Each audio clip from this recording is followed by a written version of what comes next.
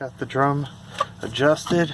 If you notice, it spins with some restriction, but you can spin it, you know. And it just took a fair amount of playing with the adjuster. First I opened it up too much, and then I closed it too much, and I opened it up just right, and here we go. So spinning that little star wheel up and down. Now when you're closing it back up, you gotta make sure, here, let me demo this real quick, and I'm gonna need to take pictures anyways because there aren't any pictures as mentioned.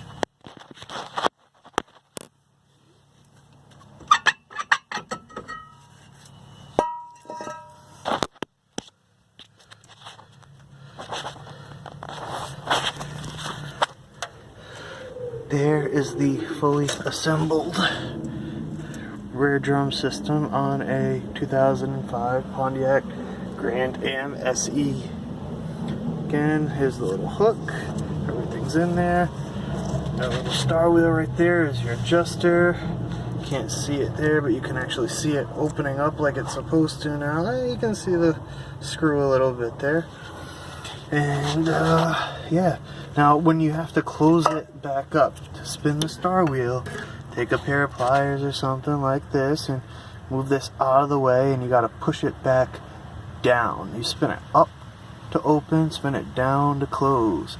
Remember, there are no adjuster ports on this car, so you have to do all this very tediously. You can't just go in the back end like you normally would with the adjuster tool and scoop at it. Nope, you gotta do it all from right here in front. And again, it should engage nicely if the spring's in properly. And that's all, folks. Again, e-brake arm goes on this side. Spring comes across, grabs the dingly. Now that's the adjuster arm right there, which engages with the star, which should be on that side. Again, this car, the little adjuster arm goes opposite the e-brake. I know you guys probably have seen it plenty of times, or it's dangling from the e-brake right there, and then it comes across. But again, there's also no other springs on this thing. This whole U holds it in. Pretty, you know what though? Gotta admit, once you know how it works, this thing pops off pretty easy. Take off the screw, put all the drums back in, and putting it back in place, pretty easy too. Just grab a screwdriver and pop her in. You know, so, you know, not so bad.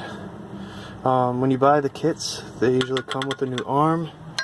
There's a little, like, Torx nut on the end there, holding the arm into place. See that right there? Which is just holding like this little clip which holds that arm in place.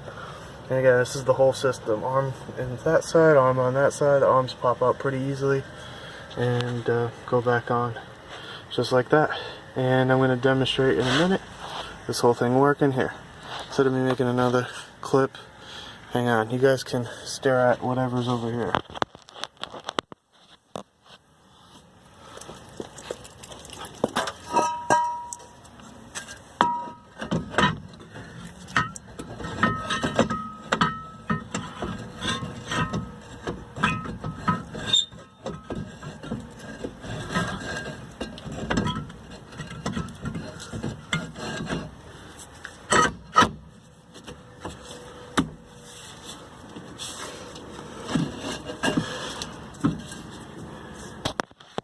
Alright, got that drum back on. Again, it's snug, it spins, but it's not spinning freely. It's got some resistance there. Gonna come. Pull the e-brake. Oh yeah, I felt that time. Now I'd already fixed the other side, so it had given me a good amount of resistance, but that, oh yeah. That's how I like it. Now, that ain't moving nowhere.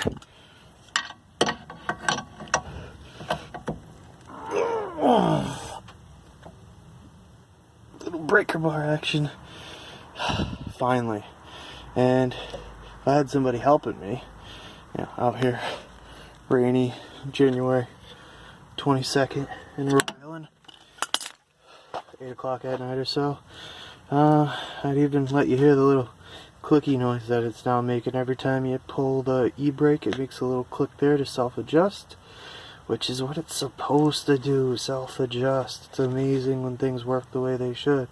So now, job's done. Just gotta put the tire back on, torque her down. Nice little breaker bar. You like my pink pliers there? Stole them from my wife, don't tell her. That's from her little set. I got no shame in my game. Grab her pliers. And yeah, mission accomplished. So now I'm gonna release the e-brake. I'll leave it on actually while I put the tire on. Makes life a little easier. And drop her down and give her a little test.